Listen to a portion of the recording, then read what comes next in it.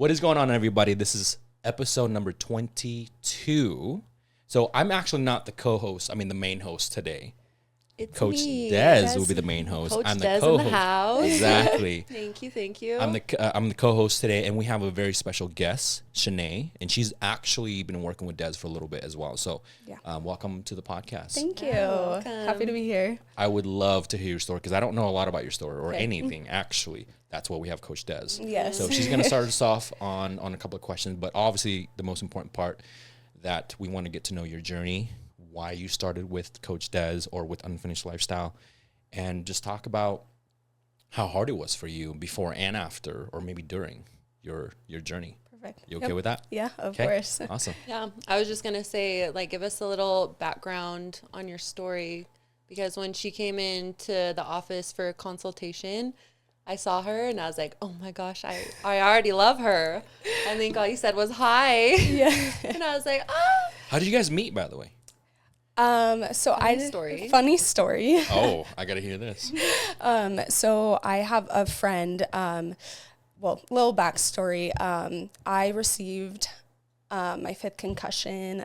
Actually, it will be a year this August 26th. Wow. Yeah, and so I was going through that journey and then trying to find myself again, went to so many physical therapies, and it was just a hard journey, and I was trying to get back into my physical life and get back to that. And so I had a friend, I was doing it on my own, and he basically said, like, you need a personal trainer. And I said, I don't have money for this. I cannot afford this. I don't need a trainer. I previously was an athlete and ran hurdles, so I know certain things and what to do.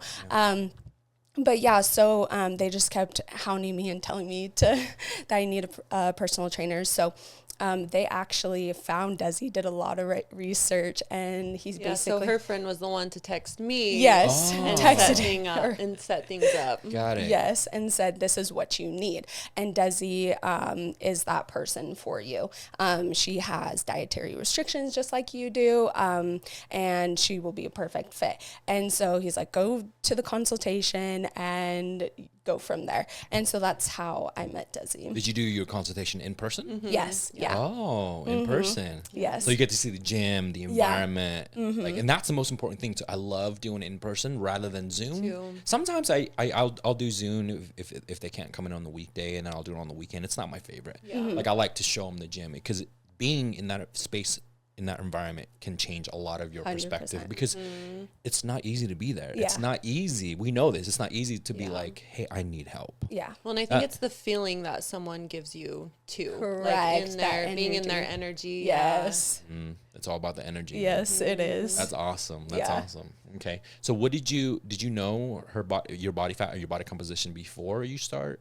Like, maybe weight? No, I don't think we ever. Her main thing was just to pretty much be able to be stronger, to gain muscle, and to live like a healthy lifestyle, you know, because she did have the concussions, and then you had, what was the other injury you had? I had previous knee injury. Yes. From the so in high school I ran the cartilage out of my kneecap. Whoa. And had what? Yes. Did you fell? No. Okay. Like, what happened? Mid-running, like, you know? No. Your kneecap flew off. It's gone. It left the chat. Disappeared. Pretty much what happened is everything was pulling to the left side of, so when I ran, the tension was so strong on the left side that it pulled my kneecap to the left. So every time I ran, it grinded against the cartilage. And so I went in for surgery. I had to stop running my senior year. And I went in for microfractures, where they put a needle into my kneecap and tried to bring blood to that area, and then a lateral release on that. So I've had knee problems since then, and it flares up from time to time, but I really didn't want to be a victim anymore of, I can't do this, because when I started first working out in about February, I would almost pass out just from doing a little workout, and it was definitely hard. And so I wanted to come to Desi and just be able to say, like, this isn't even, I have some limitations, but I don't want that to stop me. So yeah. What was the caloric intake when you guys started? Do you remember that? What was the lowest and what was the highest? Because I know for a lot of people your size, because you're not a typical client that we normally because we work with over 90% of our clients are fat loss, weight loss types of clients. Correct. Some of them are pre-diabetic, some of them are type 2s, right? And with you it's a little bit different. We do have a couple of what we call athletes as a client, and majority of the people that we get, actually almost 100% of the athletes that we get, they undereat. Yeah, that's what I would say 11 maybe 1,000. What? Yeah, she 12? was. Yeah, she was eating undereating significantly, 100%. So then I think what we ended with was like 2,200. 2,200. Yeah. And So she like 1,200 leaned out like there's a full on six pack. Yes. She got them shoulders, triceps, yes. everything. Yeah. So, and part of the undereating was from the issues of, so because of the concussion, I couldn't eat, and I had a lot of issues being able to hold down food. And then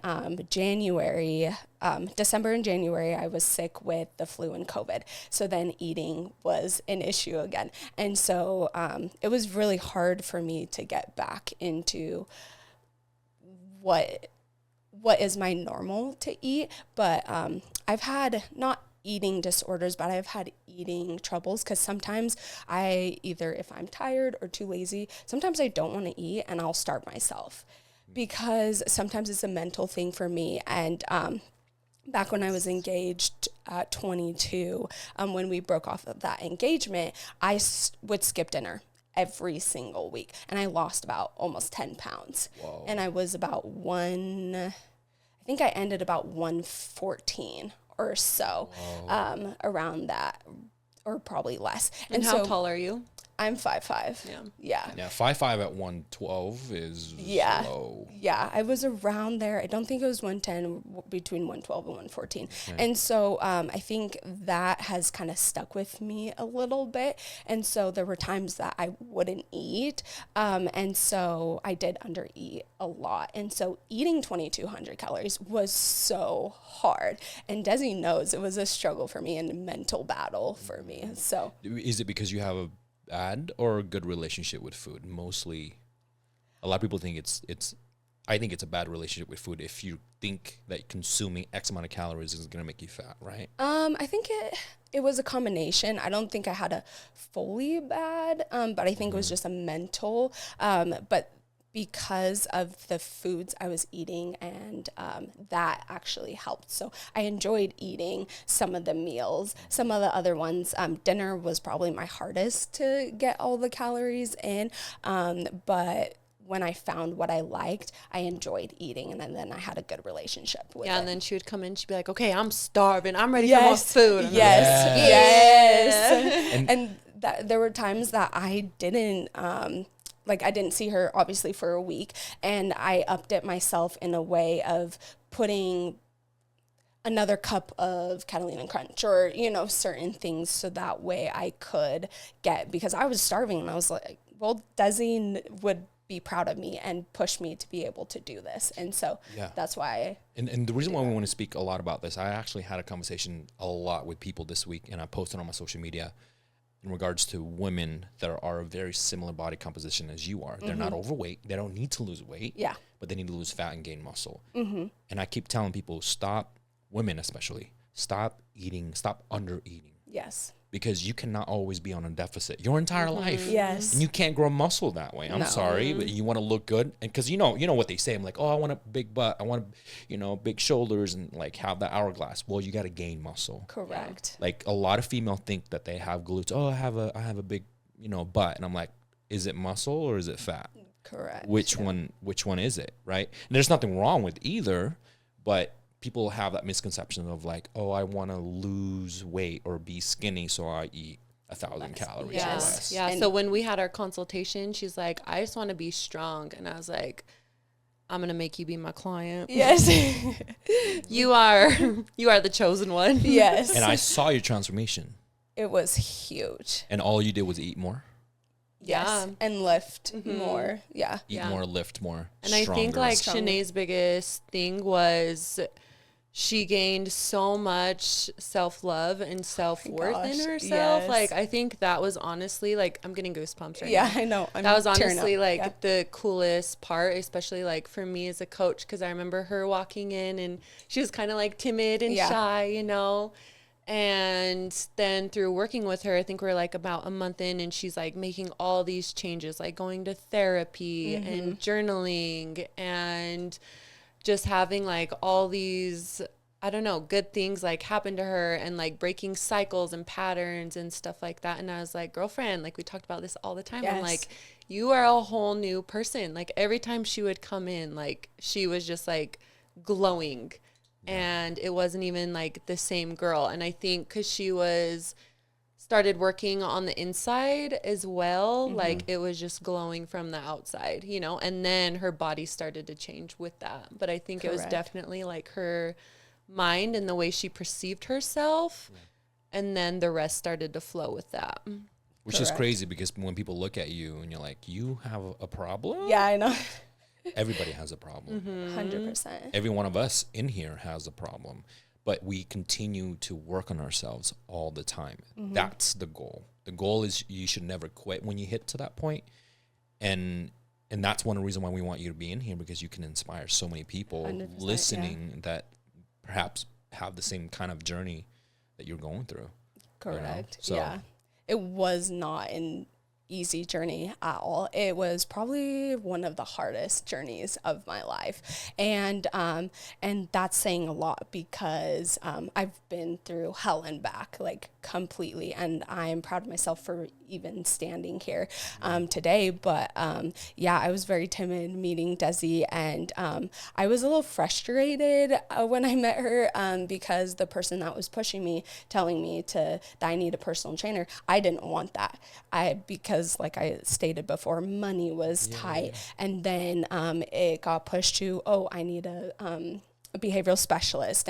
And all of those things cost money, but I'm putting in the self-worth and the self-love, and the transformation was huge. And so it was hard every single day. And, but pushing myself and having Desi in my corner every day, was great. And watching the transformation in myself too. Yeah. How did you react to that? When you first saw it? I couldn't believe it, to be honest. I do gain muscle pretty quickly, which Desi was surprised on. I was like, God damn. No, I know. One of God's favorites. Yes. So I knew I wouldn't have an issue gaining muscle, but the transformation was huge because Desi knows this, but I had a personal trainer actually back, I think 2016. And he actually used to be my head trainer. Yes. Oh, interesting. We found that out. Yeah. Wow. So small world. And there was nothing wrong with him or the training at all. I was close to about 127, but I was a lot thicker, and I was a lot leaner with Desi's lifestyle. And so it was a huge different transformation to see, and I was so completely proud of myself. And I was very nervous for Desi to post those photos on social media because I'm very timid on social media. I don't really post, and I keep my life pretty private, but the responses and the comments were huge. And I just wanted to be that inspiration for other people that I can do this and you can do this. And I'm forever grateful, and I was proud of that transformation for sure. Yeah. And I think like you mentioning, like, you know, it was like a money thing. Like that was your biggest thing that was stopping you. Yeah. But you did it anyways. Yeah. And so what would you tell the people who are like, oh, you know, I just can't afford it, or making some like excuses? Like, what would you say that you putting in that time, the energy, the money into yourself, do you feel like it paid off? Oh, 100%. I would do it again. And it's hard because you want to be able to do certain things, but that's what limits you, is because of money. But what are you going to get out out of that at the end. And that was, again, my self-love, my love for others, and being able to find my center. Desi is my center. Working out is my center. And Desi knows this a little bit, and I talked to you about this, but I've lost 2 people close to me, trying to not get emotional, within 3 weeks. Just went to a funeral last weekend, and things have been really hard since I left Desi in June. And I have been wanting to, just go out and drink. You're super sad. But my center is Desi, and my center is working out and being able to go back to what I was doing and being able to eat again. And it's a very hard journey, but don't limit yourself. Enjoy those little milestones and watch yourself grow. I would do it over and over again for sure. If you have gone through that scenario without meeting Des beforehand, would you able to duplicate what you just did? Oh, no. She put things in me that I never knew I could succeed, get to, and mentally, physically, and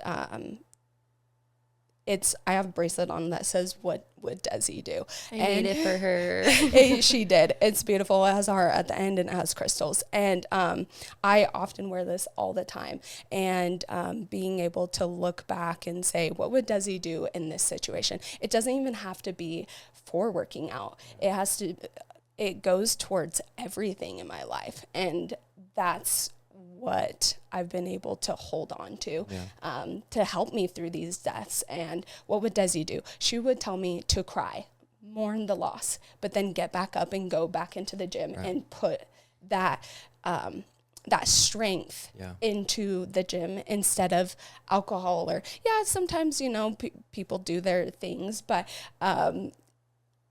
I found that working out and being able to just go back to myself.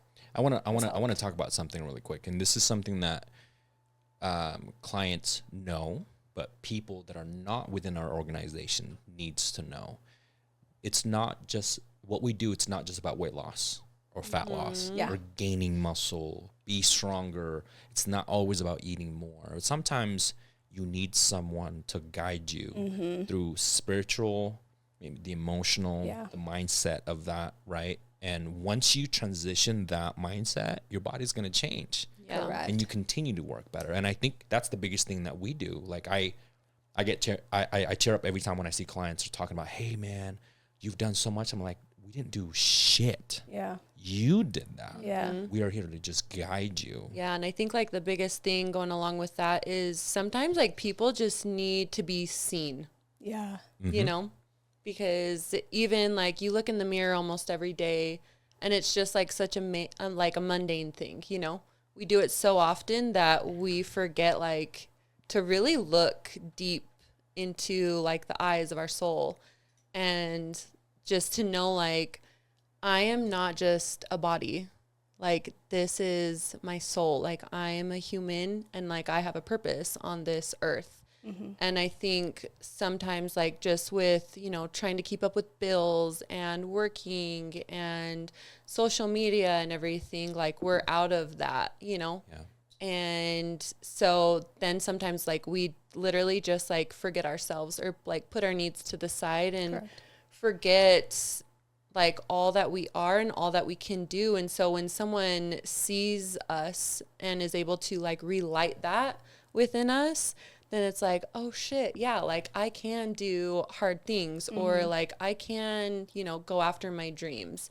And so sometimes it just takes someone believing in you and seeing you to light that in you for you to be able to go forward. Correct. Yeah. And I just didn't need a personal trainer at the end of the day. I needed Desi. And that's what it is. And I love what you guys do because before coming into this, all I thought was, all I'm going to do is just work out and focus on muscle. That's it. I didn't realize what I was going to get out of it spiritually, physically, mentally, and have a best friend at the end of this journey. I didn't know that. And that's what I'm grateful for. And every personal training is different, but I think this is what was best for me. And that's why I love it so much. And this is why we're so different. Yes. I mean, a lot of our clients, like Colton, for example, a lot of our clients that's been on our podcast, they became one of our good friends.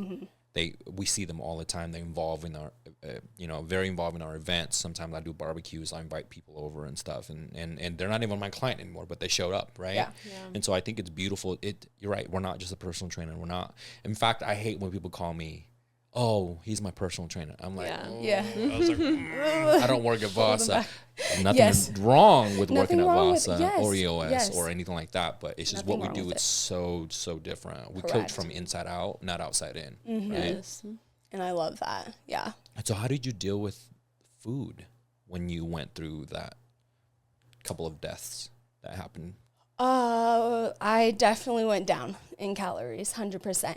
And it wasn't just because I didn't want to eat. It was, so with my grandma's passing, she started to get sick slowly. And she started to get really bad and was in hospice about June. So right after, I left Desi. And, I had family in town constantly, so it was hard to stay on my plans. And then I was visiting my grandma all the time and working full time. And so it was a little harder. But I did have my sister there, and I was like, nope, I need to do this. And so she stayed for me with about a week, and she was measuring out my food and my meat and helping prep that. So I still was down in calories, not as much as I wanted to, but also with traveling with this death, I was unable to stick to what I wanted to. So it was a little harder, but there was a moment, I was about to leave for the next morning, so this past weekend, and my mom put some, like 3 different meats in my meal, and with some quinoa and stuff like that. And I was, even though I didn't have exactly what my meal plans were, I still was trying to stick to at least something similar to that. And so it was a lot harder, but I find peace in being able to get back to my meal plans. And you never lose yourself. Correct. Yeah. Yeah. I think it's always going to be in the back of your head now, just for the rest of your life.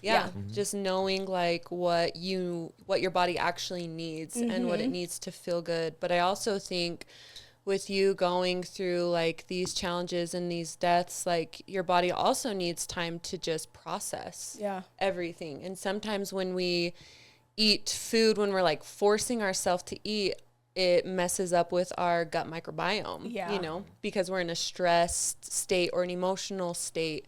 And so while your body's trying to like process that, you're shoving food down. And so then it's, trying to process that. And a lot of times the food doesn't get processed because it's still trying to work through the emotional state.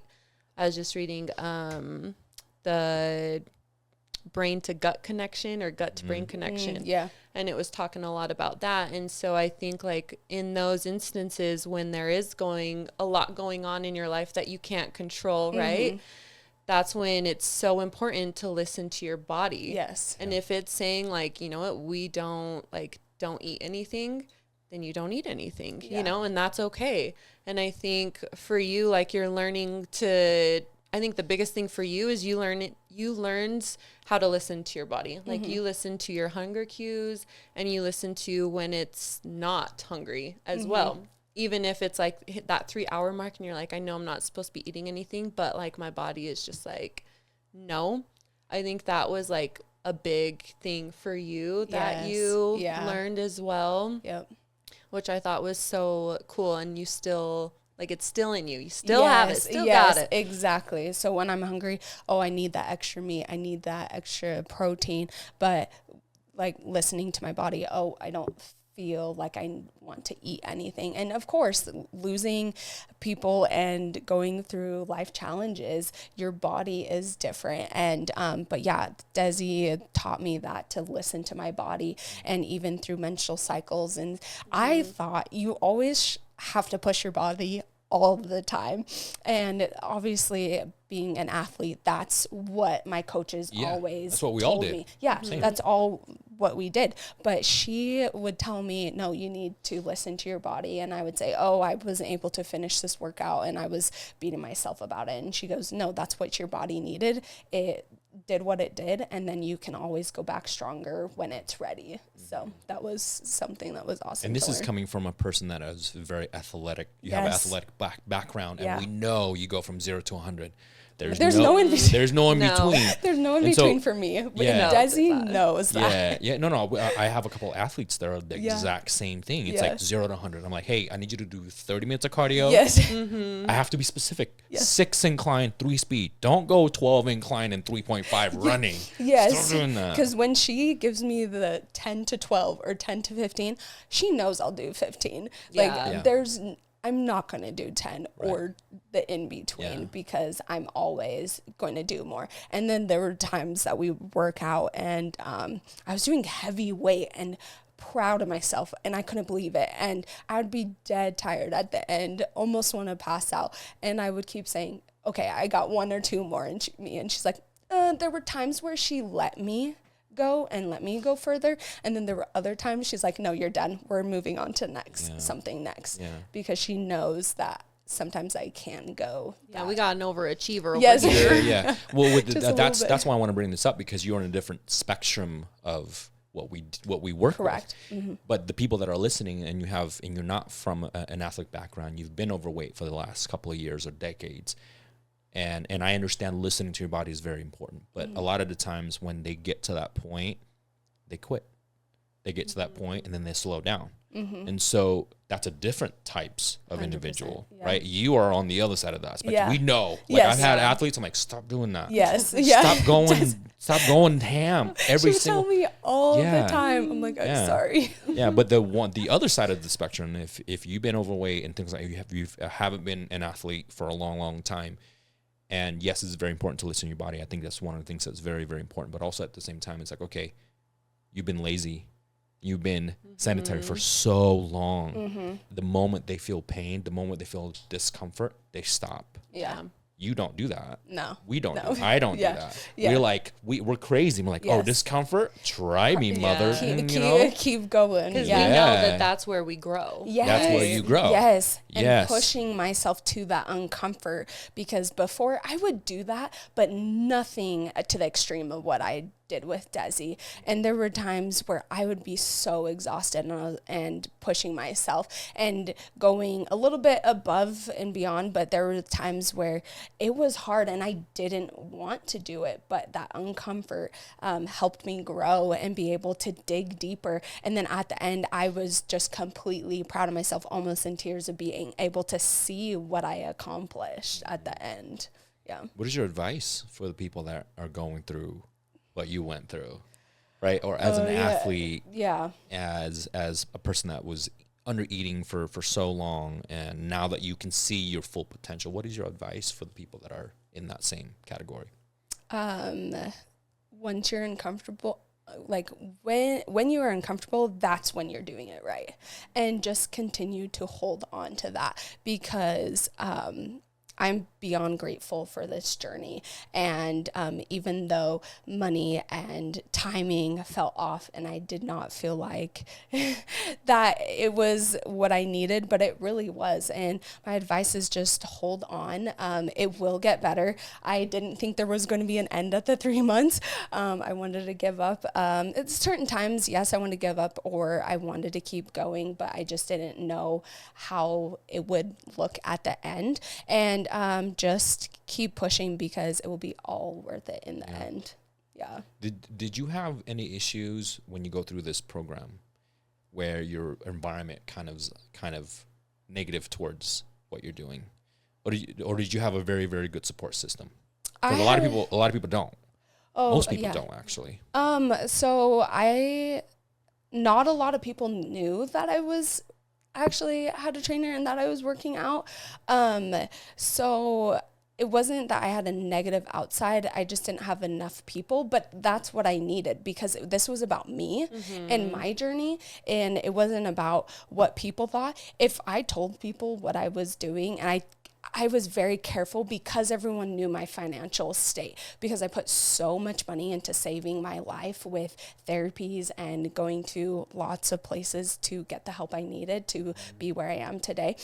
A lot of people would say, what are you doing? You're putting yourself in a bigger hole than what you were before.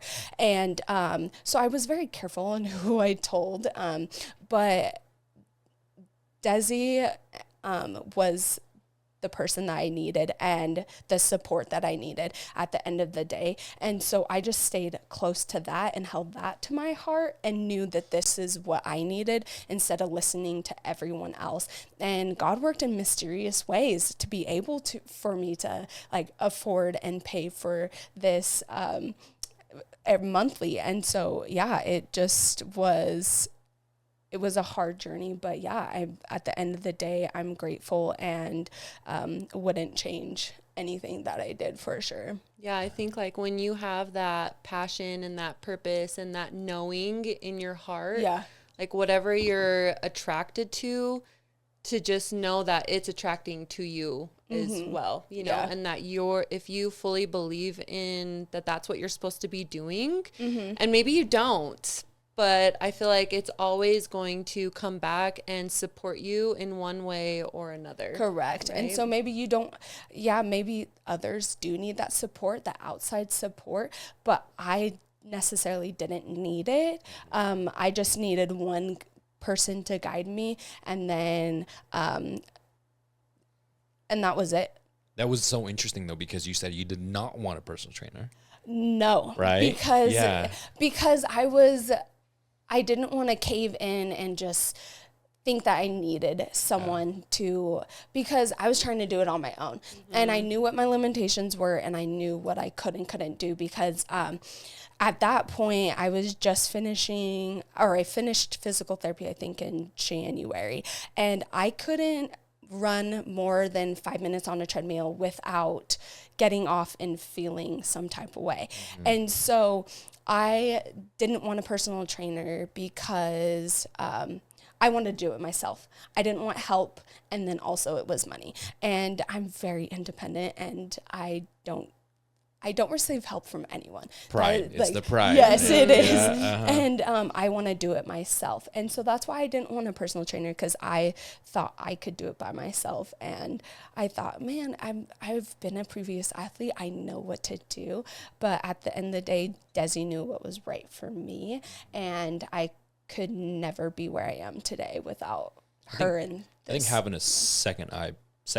Yes. Yeah. To really, because I'm the same way. Like right now, I currently do not have a coach because I'm going through a different part of my journey. But once that is done, I'm back at it. Yeah. I'm back on prepping. You know what I mean? So it's okay to feel. Yeah. Yeah. And like right now, like I have 2 coaches, you know, and I wish I would have hired them a long ass time ago. Yeah. You know, like I wish I would have spent more of my energy just being like, okay, like this is what I need, let's do it. Instead of being like, oh, I should do it next month or when I have enough money. Correct. Yes. And I discovered, I'm like, I don't even know if there'll ever be a time where I have enough, you know, because we live in a world where it's never enough. Never enough. We never have enough. And so I was like, I feel like this is going to project me or put me more forward in where I need to go. And it's going to help me take less of my energy off of wishing and thinking of where I should be instead of just doing it. Yeah. And so, but then the money always comes. It always comes. And it's like, one of my coaches was like, what's the worst thing that's going to happen when you invest in yourself?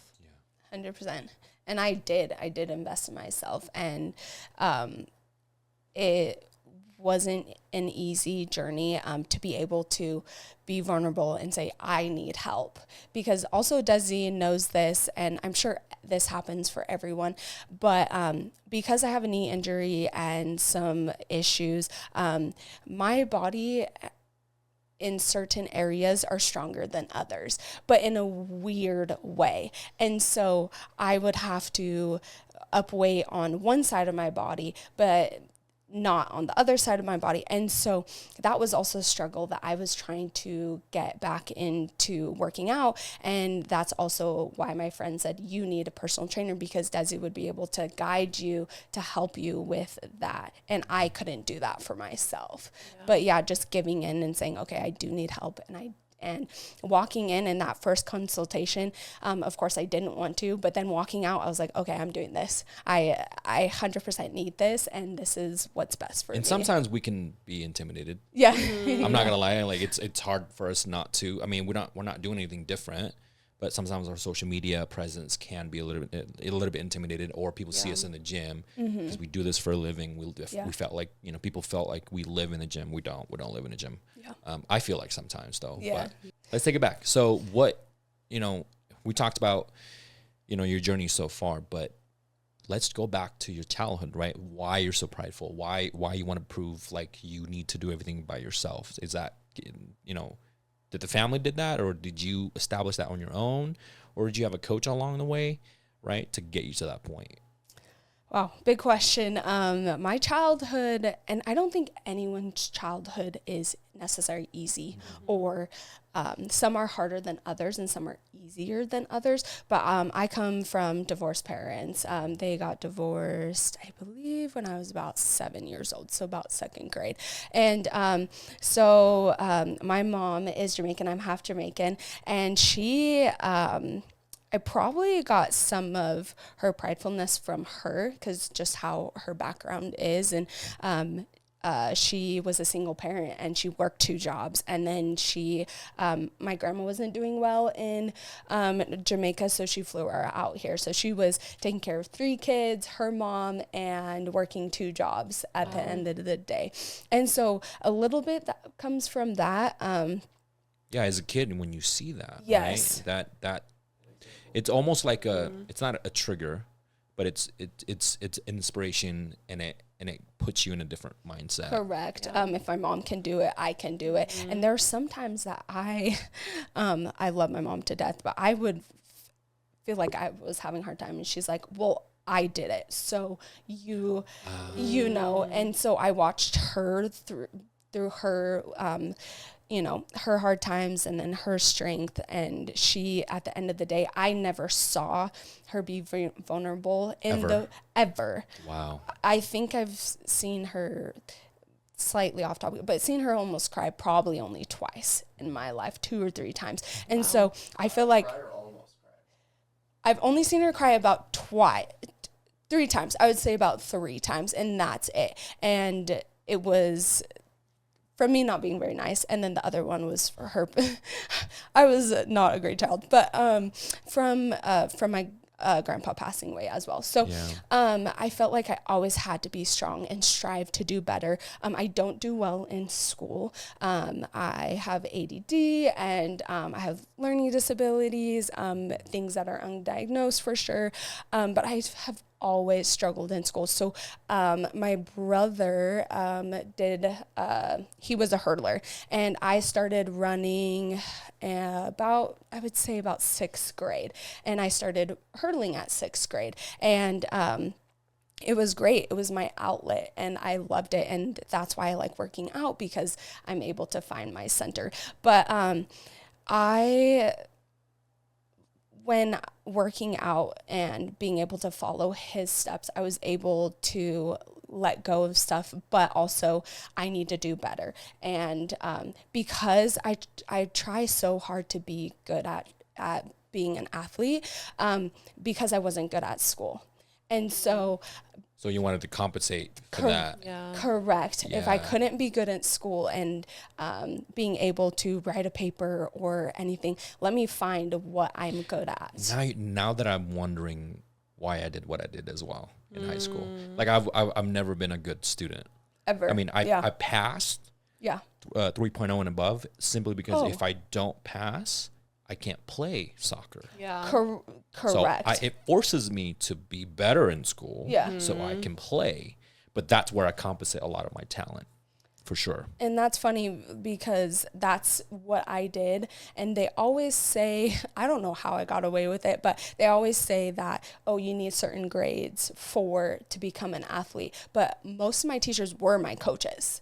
And so I got away with so much. Wow. I think it was accelerated math. I probably did about 5 assignments in the whole class. Wow.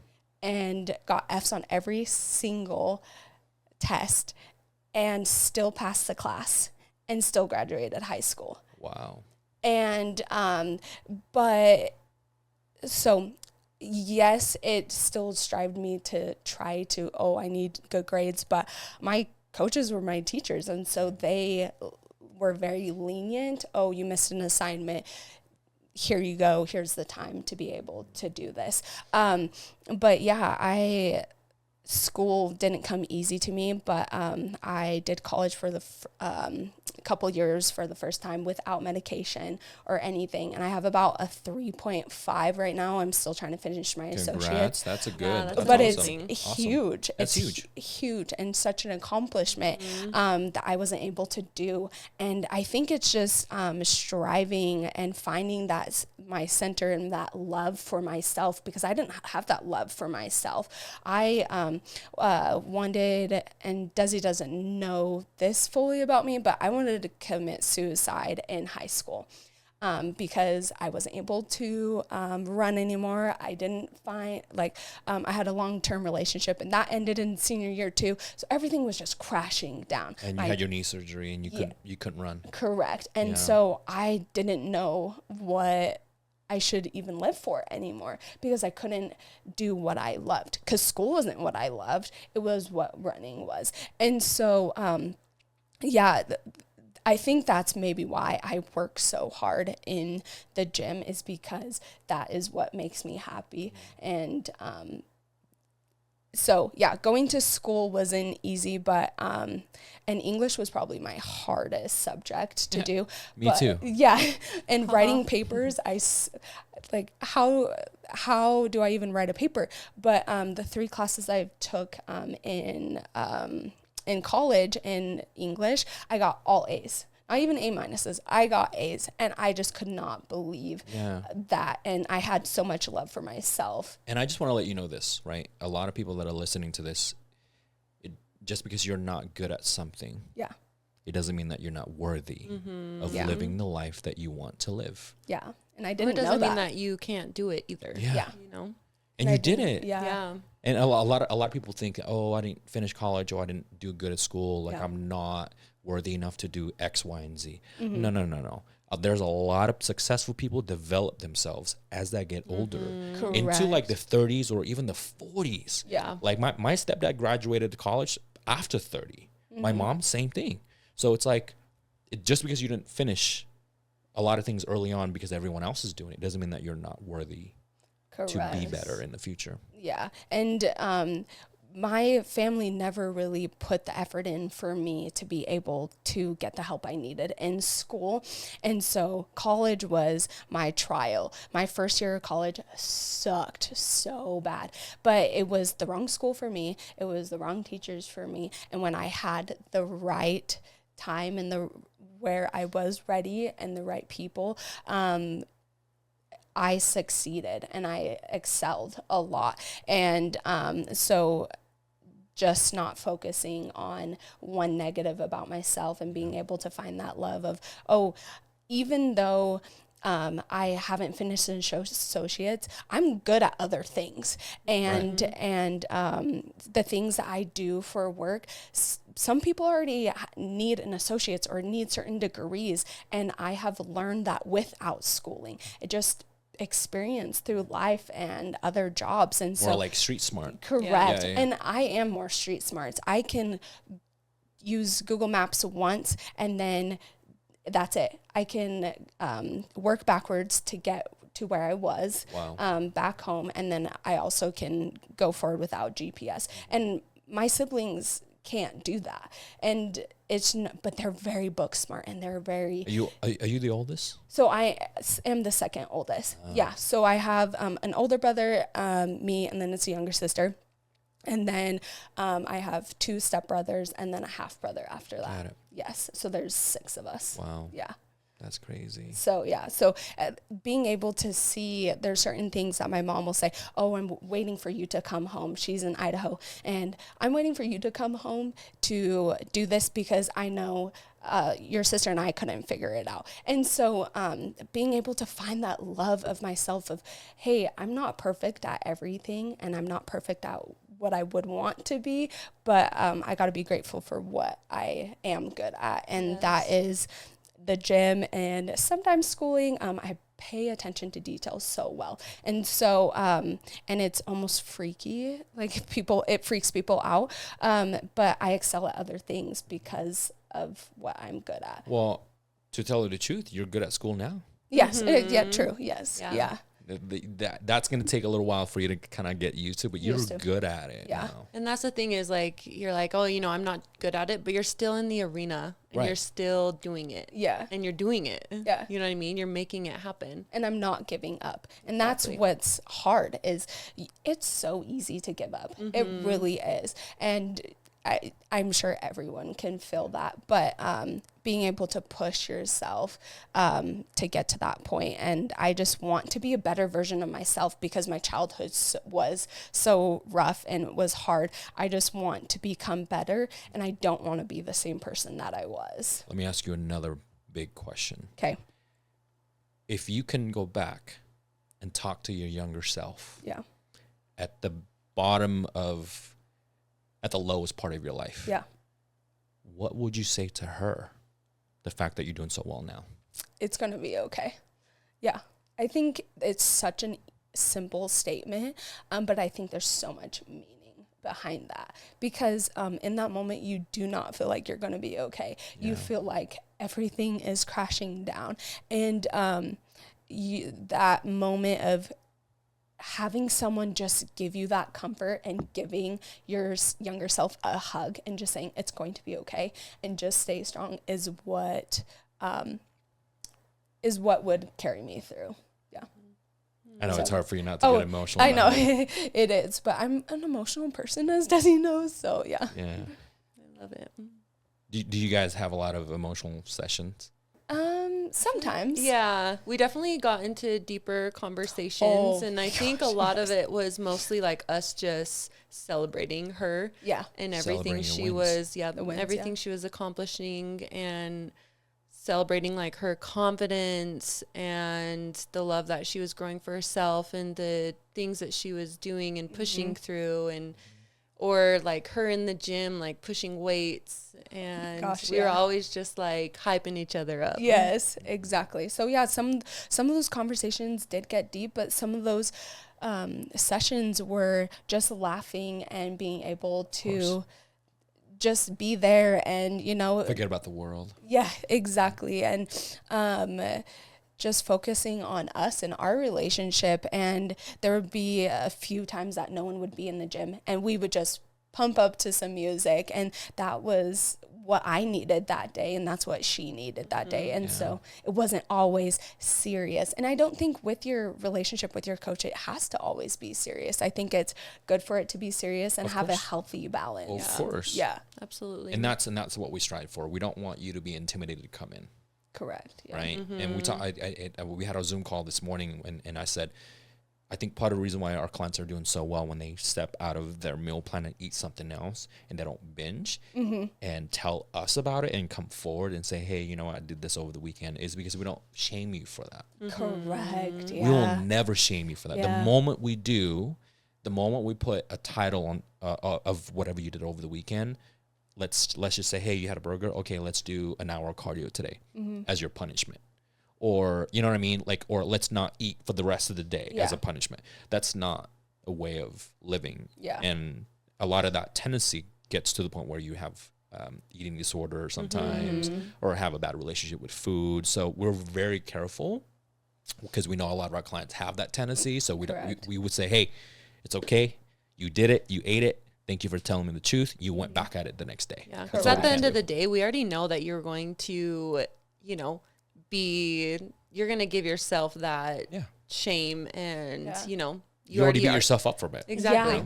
And I do a very good job at that. And Desi knows I am so hard on myself. And I think it brings me back to my childhood and just what I went through and how I got there. And of course, you make mistakes and life is life.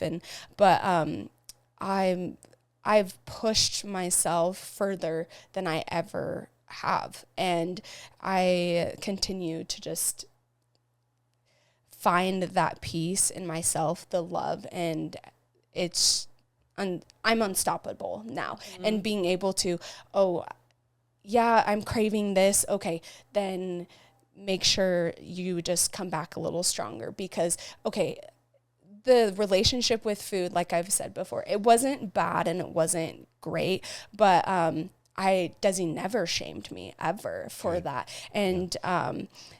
And you said before that even though I've gone through all these losses and haven't been able to be the version of myself that I wanted to be, I still, in the back of my mind, it's still there. And so, if I want an Oreo cookie or some ice cream or I'm feeling a little sad today, I know it's not going to hurt me, and I know I'm able to continue to eat. And I think And I think the biggest thing too is what we talk about. It's okay not to be okay. Mm-hmm. Yeah. Oh, and when you talk about she wanted to have you feel your emotion. Oh my gosh. We do that with all of our clients. Yeah. Like, it's okay not to be okay. Especially we have men. A lot of us men, we talk about men's mental health a lot with Colton as well and Nick too, and a lot of our clients, because we as men, we're not supposed to feel any emotions. Yeah, no. We're supposed to be the rock. We're supposed to be strong, and but that's not the case. Like it doesn't mean that you're weak. Yeah. And I think that you went through what you went through, and the fact that you had some suicidal thoughts senior year. Yeah, multiple times actually. Multiple times. Yes. Whoa, I did not know that. That's crazy. Yeah, I actually tried to carry out a plan. Yeah. Wow. Yeah. That's crazy. But you don't have that tendency anymore. Nope. Not even close. Nope. Not even close. And the fact that you went through the program and you've experienced 2 deaths in the last 3 months. 3 weeks. Whoa. Yeah. So July 3rd is when my grandma passed, and then July 20th is when my stepbrother's dad passed. Yeah. Wow. Yeah. That's a lot. And how did you deal with that emotionally? I felt every emotions. I felt it all. And but not once you felt like you need to end your life though. Nope. Because I know there's so many people that love me, and not everyone likes me, but I know there are people that love me, and I have a hard life, and things are difficult, and I'm still learning this new version of myself after these 5 concussions. But I found that center of my love for myself was able to, I was able to see how many people loved me at the end of the day. And so there was no suicidal thoughts. Yeah, I was sad and I was going through it, and there was some depression, didn't want to do anything. Right. But at the end of the day, what would Desi do?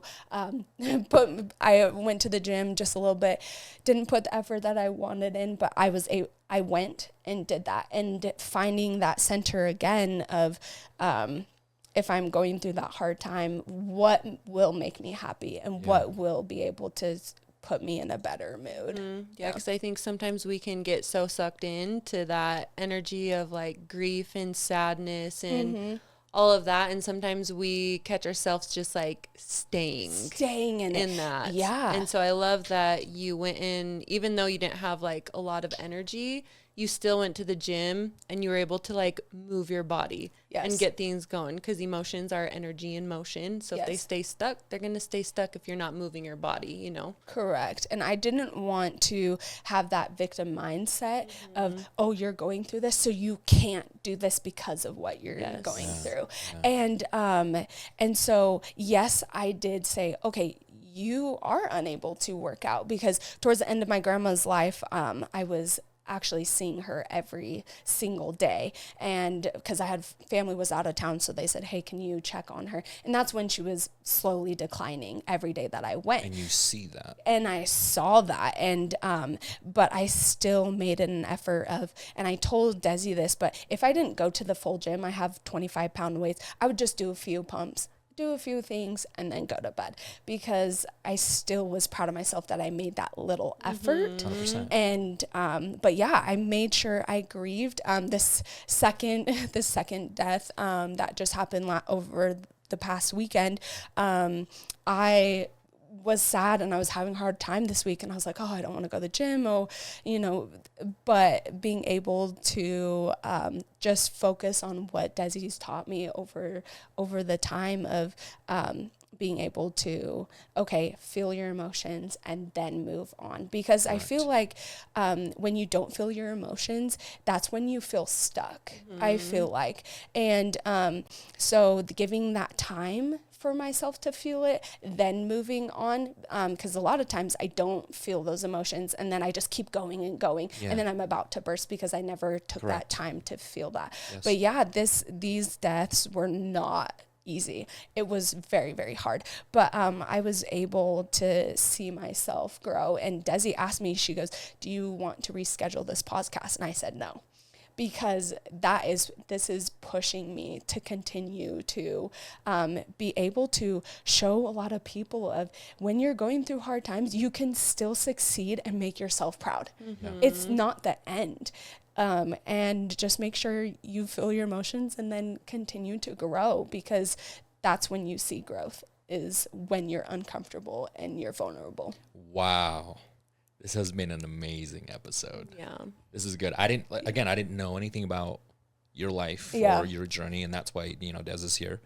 But it's really cool to hear it coming from. And obviously, congrats to Coach Des for being a part of your life and part of your journey. It was an honor. Yeah. It is an honor. So great. Yeah. It's awesome because I know, and I see when Nick's client or one of our other coaches in here, or one of my clients, and you guys can see the transition that we've made over the past 6 months or 3 months or whatever, however long they're with us. And it's a pretty cool transition. And in fact, Colton's been with me for a long, long time, and I still coach him today. Yeah. And he's now more consistent than ever with zero distraction. He lives by himself now. He's worked full time. Yay. Our little boy's growing up. He sent me a little video on my story, and I said, it's amazing how your body and how your body looks and how you feel when you're actually disciplined. Correct. You know what I mean? Not only that, environment. We can both agree that my environment was a huge problem. It is. So it is. And some people are meant to just be,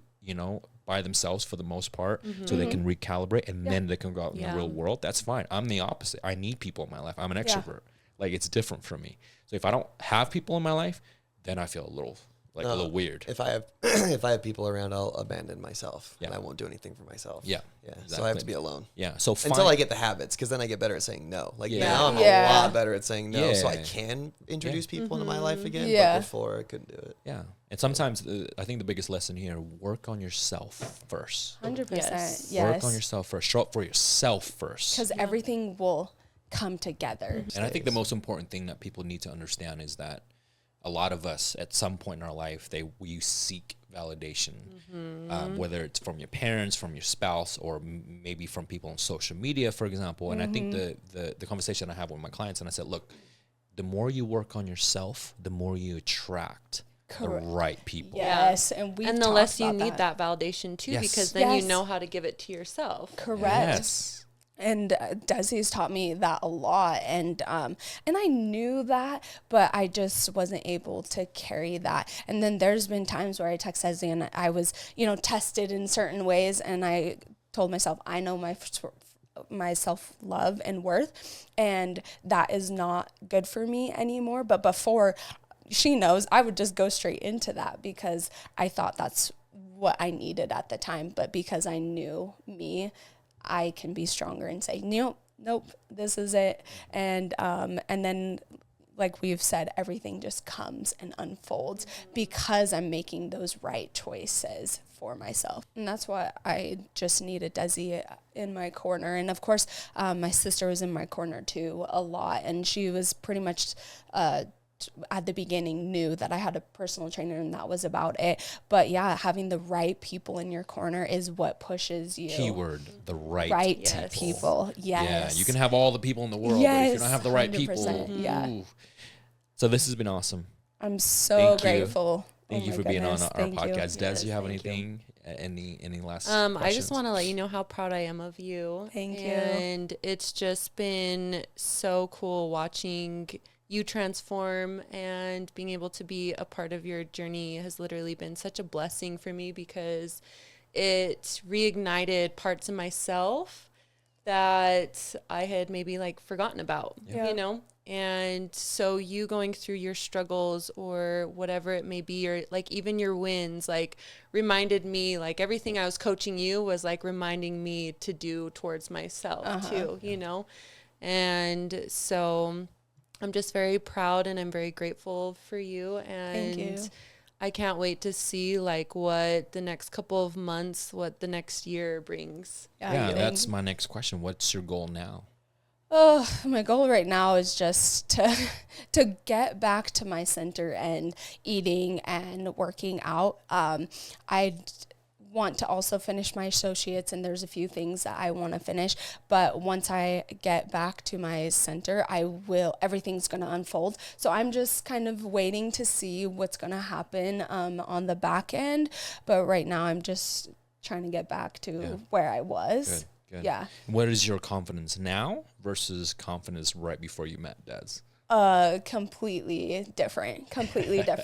I have more confidence in myself and the clothes I wear. Before, I was head to toe, you know, I did not feel confident whatsoever. And even her posting my before and afters showed a lot of vulnerability for myself, and the confidence that I have right now and the self-love. So it's definitely a huge transformation, and I wouldn't be able to be where I am without Desi, and I'm proud of her too. I saw a lot of growth in the 3 months that I was with her, and I was able to see that growth and see my growth as well. So That's amazing. That's amazing. Well, thank you for being on. You're welcome. Thank you. This has been amazing to hear your story, because I know a lot of people that can relate to her story and to your story. Yeah, and that's why I wanted to come on and to be able to.